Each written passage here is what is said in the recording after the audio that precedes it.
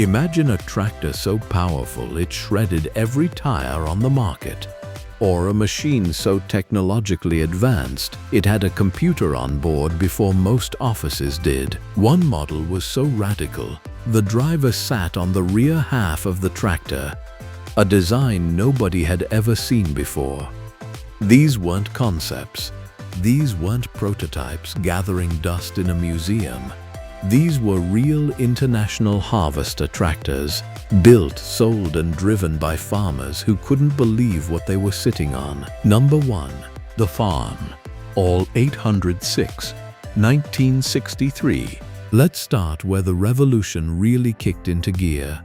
When International Harvester rolled out the Farmall 806 in 1963, they weren't just releasing another tractor, they were issuing a challenge to every other manufacturer on the planet.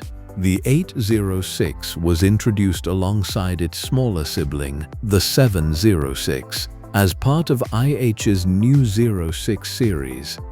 But the 806 was the headline act. It came equipped with a 6-cylinder diesel engine displacing 361 cubic inches, producing 95 horsepower in a row crop tractor body. That was remarkable for its time. Before the 06 series arrived, most row crop tractors were still relying on 4-cylinder engines. The move to 6 cylinders gave farmers a level of smooth, sustained power they hadn't experienced before in this tractor class. But power was only part of the story. The 806 offered farmers an incredibly versatile lineup of choices. You could order it in gasoline, diesel, or LP gas configurations. You could opt for a wide front axle or a narrow front for tight row crop work. A factory-installed cab was even available, made by Stopler Allen Company, which farmers nicknamed the ice cream box because of its boxy shape. It could be fitted with a fan and heater, which was genuinely forward-thinking comfort for a field machine in 1963. The 806 sold exceptionally well.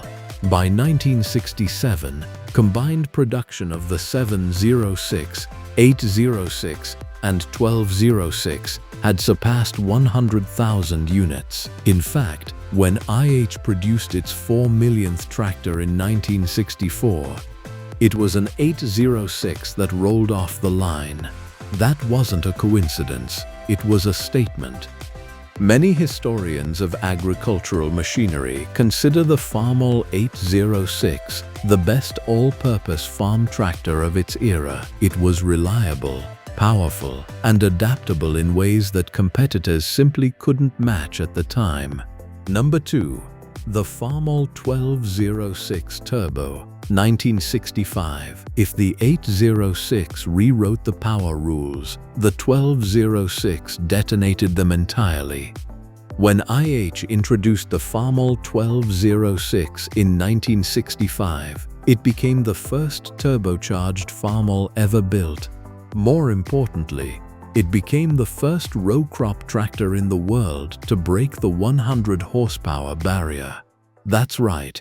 This was the machine that crossed a threshold that had never been crossed before in the row crop segment. Under the hood sat the DT361, a turbocharged version of the 806's naturally aspirated 361 cubic inch diesel. But despite the similar displacement, the differences between the two engines were significant. The turbo version featured a stronger 7-main crankshaft, higher quality bearings, double piston cooling jets, bigger oil coolers, and a larger radiator and fan. A solar turbocharger delivered 10 psi of boost at full load. The result was a machine rated at 112 PTO horsepower and 99 drawbar horsepower at 2,400 RPM, tested and verified at the Nebraska Tractor Test number 910 in September 1965. The 1206 was so ahead of its time that the tire industry literally couldn't keep up. During development testing, IH engineers discovered the tractor had a tendency to tear apart commercially available tractor tires under high drawbar loads. The production release, originally planned for January 1964, had to be delayed because adequate tires didn't exist yet. Goodyear and Firestone had to develop entirely new heavy-duty tires, specifically to handle the 1206's output. That's how far ahead of the curve this machine was. It forced an entire supporting industry to catch up. The 1206 featured a gold-trimmed turbo decal on each side of the hood, which became one of the most recognized badges in tractor history. Dual rear wheels were standard. A 16-speed transmission with the optional torque amplifier gave operators exceptional control. Total production ran just over 10,000 units between 1965 and 1967, and every single one of them changed what farmers thought was possible from a two-wheel drive row crop machine. Number 3. The Farmall 1026 Hydro. 1969. Most farmers in the late 1960s were still wrestling with gear levers and clutch pedals. International Harvester decided that was unnecessary. The 1026 Hydro, introduced in 1969, brought full hydrostatic drive to a row crop tractor rated at over 100 horsepower. Hydrostatic transmission meant there were no gears to shift. The operator simply pushed a foot pedal or moved a lever to go from 0 to maximum speed and back again, infinitely and smoothly, without touching a clutch. Speed was completely variable within two ranges, forward and reverse. This concept was genuinely radical. In farming, the ability to make micro adjustments to ground speed without stopping to change gears has enormous practical value, especially when planting, cultivating row crops, or working in precise conditions. The 1026 was powered by a 436 cubic inch naturally aspirated diesel engine and was essentially a hydrostatic drive variant of the 1256 platform. IH produced about 4,000 units, each priced at approximately $11,800 at the time. The reason this matters so much historically is that infinite variable transmission, what modern manufacturers now call IVT or CVT, is considered one of the most important drivetrain innovations in modern tractors. When you see a $400,000 precision agriculture tractor today gliding through a field at perfectly calibrated ground speeds, you're looking at the same core idea IH brought to the row crop market in 1969. They were more than 50 years ahead of mainstream adoption. Number 4. The IH 1466 1971.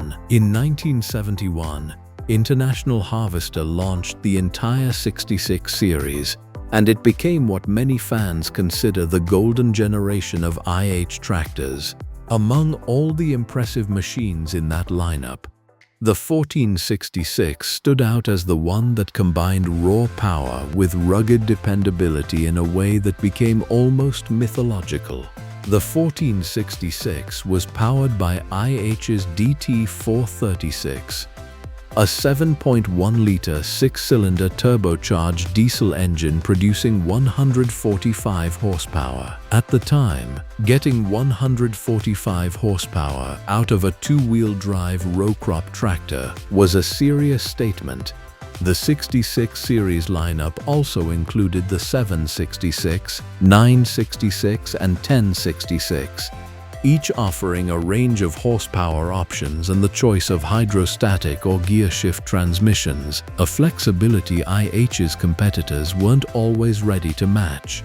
What made the 66 series ahead of its time was the combination of power, operator comfort options, and safety features that IH bundled together. Operators could choose between a two-post rollover protection system or two different cab options, the Custom and the Deluxe. Both cabs could be equipped with air conditioning, heat, and AM/FM radios. Air conditioning in a farm tractor cab in 1971 was not standard thinking.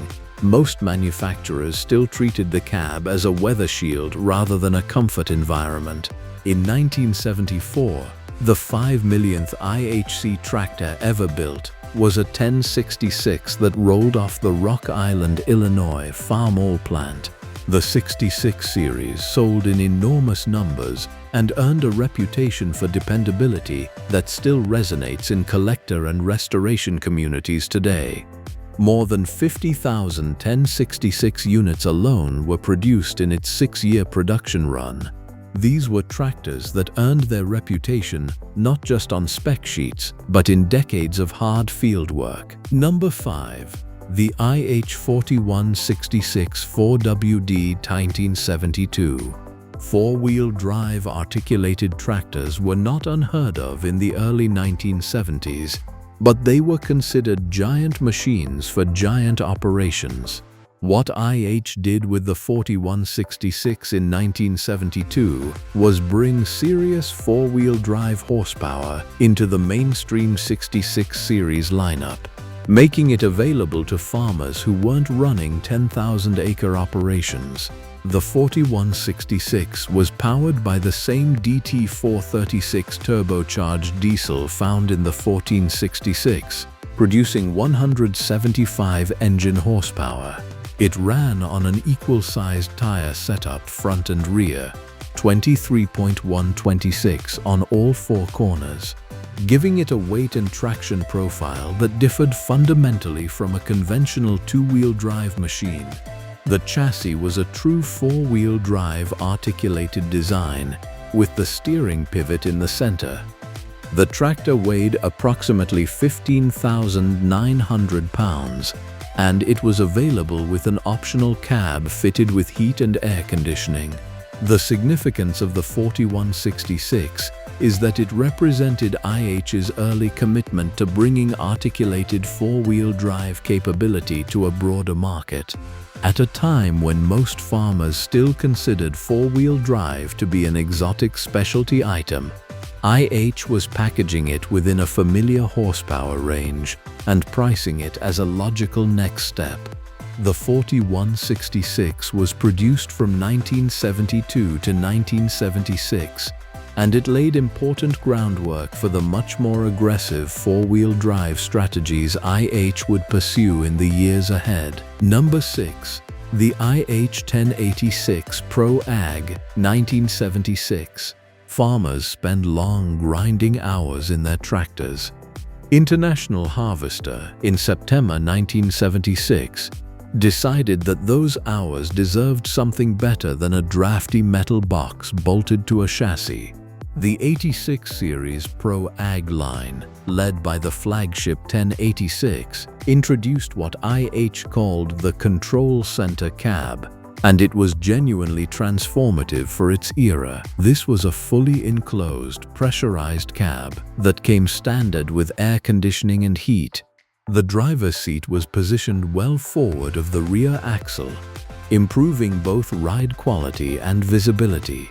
The fuel tank was moved to behind the cab, over the rear axle, which improved weight distribution and balance.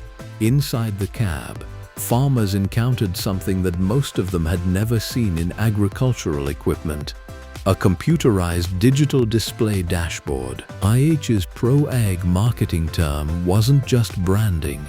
It reflected genuine ergonomic engineering decisions. The cab offered multiple radio and CB radio options. Controls were organized around the operator. The whole environment was designed around reducing fatigue over a 12-hour field day. The 1086 itself was powered by IH's DT414, a 6.8-liter, 6-cylinder turbocharged diesel producing 130 PTO horsepower. Its 16-speed torque amplifier transmission gave operators enormous flexibility in matching ground speed to field conditions. Production ran from 1976 to 1981, with 54,947 units sold, making it the best-selling tractor in the entire 86 series lineup. The runner-up was the 1486 with just over 21,000 units. That enormous gap shows just how strongly farmers responded to what IH had built. The 86 series cab philosophy, air conditioning, ergonomic controls, operator-centered design, is now considered the baseline expectation for any serious agricultural tractor. IH didn't just offer those features, they made them mainstream. Number 7. The IH 1568 V8 1972. Most people don't associate V8 engines with tractors. That's because outside of IH, the combination was almost unheard of in mainstream agricultural machinery. In 1972, International Harvester replaced the 1468 in its lineup with the 1568 V8, a tractor powered by IH's own 605 cubic inch V8 diesel engine producing 150 horsepower. This was not a converted truck engine slapped into a tractor body. This was a purpose-built agricultural V8 diesel that IH engineered to deliver power characteristics specifically suited to drawbar and PTO work, smooth torque delivery, good power density, and the kind of big engine presence that earned instant respect from anyone who pulled up beside one at a field's edge. In 1972, the 1568 was joined by the 1566, a 6-cylinder 163 horsepower model, and later by the 4568 V8 four-wheel drive in 1975, which pushed V8 power into a 230 horsepower four-wheel drive platform. The V8 tractors occupied a unique space in the market. They weren't for everyone, and they weren't produced in massive numbers, but they represented IH's willingness to engineer solutions that no other manufacturer was pursuing. The V8 diesel in a row crop tractor remains one of the most distinctive engineering decisions in American agricultural history. Number 8. The IH 3388 3588. The 2+2. 1979. If you want to talk about a tractor that was ahead of its time, possibly so far ahead it confused people, you have to talk about the 2+2. In January 1979, IH unveiled the 3388 and 3588, known as the 2+2 four-wheel drive tractors. The concept was unlike anything in the industry. IH engineers essentially took two 1086 rear axle assemblies and connected them together with an articulation joint and a transfer case. The engine and transmission sat in the rear section. The operator cab, also sourced from the 1086, sat on top of the rear unit as well. The front axle assembly provided steering. The driver, therefore, was seated on the rear half of the tractor, looking forward over the front section. The weight distribution was radically different from anything before it. Approximately 54% front, 46% rear at rest, shifting toward the rear under draft load. The 3388 produced 130 PTO horsepower from IH's DT436B turbocharged diesel. The 3588 stepped up to the legendary DT466B. In 1980, the 3788 joined the lineup, rated at 170 PTO horsepower from an uprated DT466. All four wheels were the same tire size, 16.938, and the machine was designed specifically for row crop operations, which gave it a turning radius and field maneuverability that traditional articulated four-wheel drive tractors couldn't match. It had full PTO capability, a 3-point hitch, and could even be fitted with saddle tanks on the sides for additional fuel capacity. When dealers first saw the 2+2 at its Phoenix launch, reactions were sharply divided. But once the machines hit field trials and outperformed competitive tractors head-to-head, opinions shifted. The 2+2 concept, a mid-mounted articulated four-wheel drive row crop machine, was genuinely visionary. No other major manufacturer had attempted it. While the 2+2 never became a massive commercial seller, its design principles influenced thinking about tractor architecture in ways that are still being discussed today. Number 9. The IH5488 1981. By 1981, International Harvester was in a fight for its commercial survival. The agricultural industry was being hammered by high interest rates, falling farm incomes, and brutal competition. In that environment, IH announced the 50 series, and the 5488 was its crown jewel. The 5488 was rated at 185 PTO horsepower, making it one of the most powerful row crop tractors available anywhere at the time. But the power was only the beginning of what made the 50 series extraordinary. IA invested over $29 million in developing the 50 series, and that money produced a list of innovations that reads like a checklist for the future of agricultural machinery. First, the Sentry computer monitoring system. International Harvester became the first tractor manufacturer in history to equip a farm tractor with an onboard computer monitoring system. The Sentry monitored engine and drivetrain functions and alerted the operator to developing problems before they became catastrophic failures. In 1981, this was science fiction territory for farm equipment. Second, the 18-speed synchronized transmission with a Z-shift pattern, a genuinely operator-friendly gear arrangement that made shifting logical and ergonomic, rather than a memorization challenge. Third, a forward airflow cooling system that drew air from above the hood and expelled it out through the front grille. The opposite of conventional airflow design, this kept hot air moving away from the operator and kept the engine bay cleaner. Fourth, the Power Priority 3-pump hydraulic system with color-coded lines and controls, making hydraulic management simpler and more intuitive than anything on the market. Fifth, the 50 series came with an unprecedented 3-year or 2,500-hour engine and drivetrain warranty. That kind of warranty commitment became an industry standard, but IH was the first to offer it. The 5488 was designed and styled by IH industrial designer Greg Montgomery, whose firm Montgomery Design International later went on to design the Case IH Magnum series.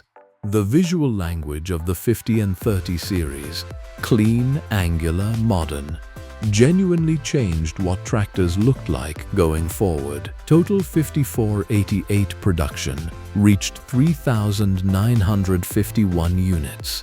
The original list price in 1985 was $66,615 for the two-wheel drive version and $78,340 for the front-wheel assist version.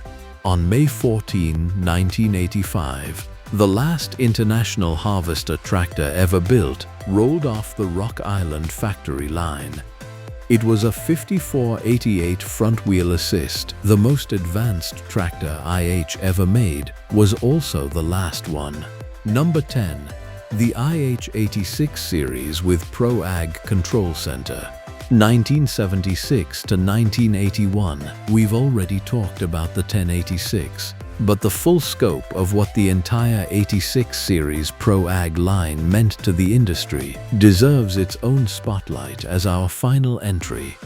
Because this wasn't just one tractor, it was an entire philosophy about what a tractor should be.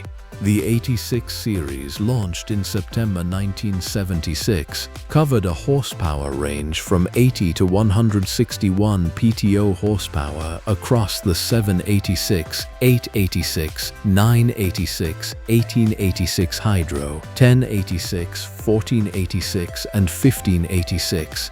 Every model in the lineup shared the same fundamental cab design philosophy: the control center. Every cab came standard with air conditioning and heat. Multiple radio and CB options were available. The fuel tank relocation behind the cab improved chassis balance. The operator sat forward of the rear axle in a position that reduced vibration and improved sightlines. IH also introduced a range of four-wheel drive versions of the 86 series, including the 4186, 4386, 4586, and 4786, giving farmers across the horsepower spectrum access to the same operator-centered cab experience in a four-wheel drive chassis. What the 86 series did that was so fundamentally ahead of its time was treat operator experience as an engineering priority on equal footing with mechanical performance. Before the 86 series, comfort and convenience in a tractor cab were optional additions, a luxury tier. With the 86 series, IH made them the baseline. The pressurized, climate-controlled, ergonomically organized cab became the expectation rather than the exception.